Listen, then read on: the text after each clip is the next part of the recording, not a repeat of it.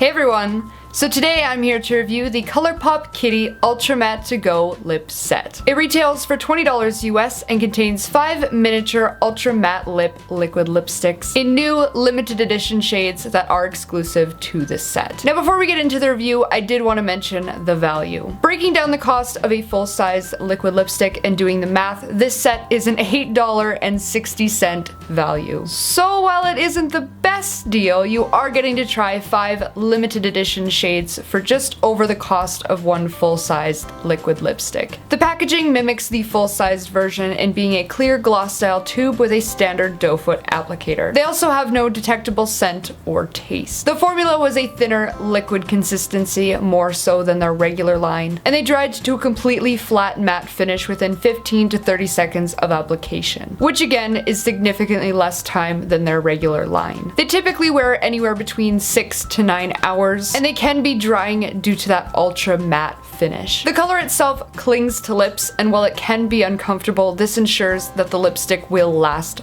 longer. Once dry, the product doesn't move or bleed, and it becomes budge-proof and kiss-proof. I've also found with the ColourPop liquid lipsticks, applying too much product or too thick of a layer can cause the product to crack and flake off easily. Be Merry is a medium to dark watermelon pink with warm undertones and a matte finish. This shade applied smoothly, evenly, and fully opaque. It had nice pigmentation that left behind a stain, and it did crack lightly towards the lip lines throughout wear. Be Merry lasted 7 hours and felt drying. In comparison, Clinique's Plum Pop was more plum and muted, Mac's All Fired Up was brighter and more red, and the Marc Jacobs Infamous was lighter and cooler. Bianca is a light to medium muted dusty rose with neutral undertones and a matte finish. This shade applied smoothly, evenly, and had opaque pigmentation. It felt quite drying and chalky on the lips, and the color did lightly crack in lip lines during wear. Bianca lasted 7 hours before fading. In comparison, ColourPop's Trap was lighter and more lilac, and Kat Von D's Bow and Arrow was more brown. Glitter is a medium to dark purple berry with cool undertones and a matte finish. This shade applied smoothly,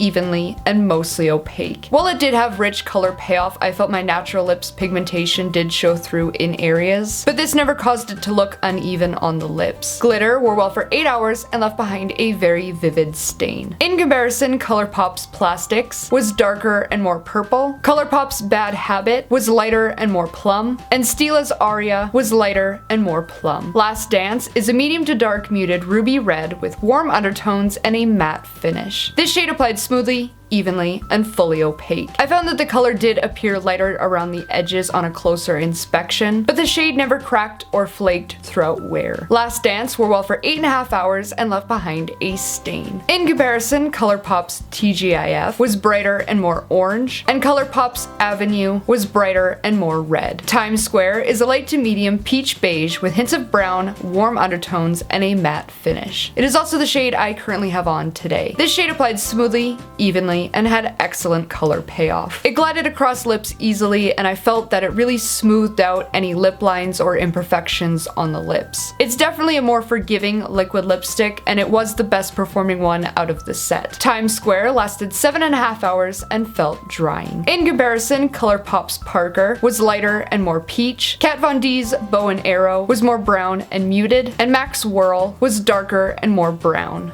So overall, this set had a nice variety. It had a really great balance of more neutral to more bold shades. While it may not be the best value considering the regular cost, it is a nice set to get your hands on, especially if you've been wanting to try out the formula. I felt that they did have a thinner liquid consistency that felt drying and almost chalky on the lips, but the color payoff and wear time was still there. So whether you're trying the brand for the first time or you're a longtime fan wanting to get your hands on the limited edition shades, then this set is definitely worth checking out. So be sure to let me know in the comments below if you've picked this set up, if you're planning to, or if you've tried just the ultra matte lip formula in general and what your thoughts are on it. As always, don't forget to check out my blog for more details, photos, and swatches, as well as like, comment, and subscribe to show your support. If you'd like to give me a follow, I will have all of my social media listed here, as well as down in the description. As I always say, I hope you found this review helpful, and I hope that you're all having a fantastic day,